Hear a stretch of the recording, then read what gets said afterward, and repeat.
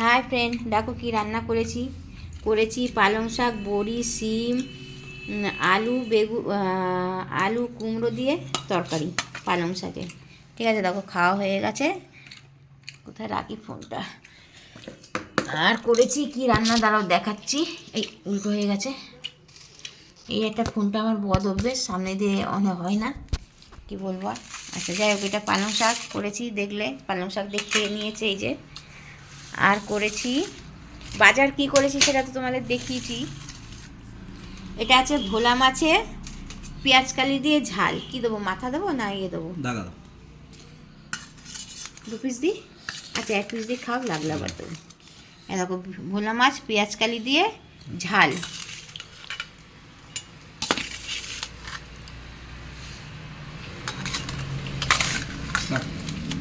এই যে ভোলা মাছ পেঁয়াজ কালি দিয়ে ঝাল।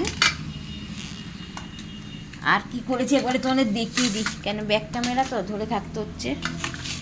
আর করেছি এ দেখো, তোমাদের দেখিয়েছিলাম ভেটকি মাছের কাটা এনেছি। এই যে ভেটকি মাছের কাটা পুরো কষা কষা করেছি। ঠিক আছে, টমেটো, ধনেপাতা, পেঁয়াজ ঠ্যাঁজ দিয়ে কষা কষা করেছি। তো এই রান্না করেছি।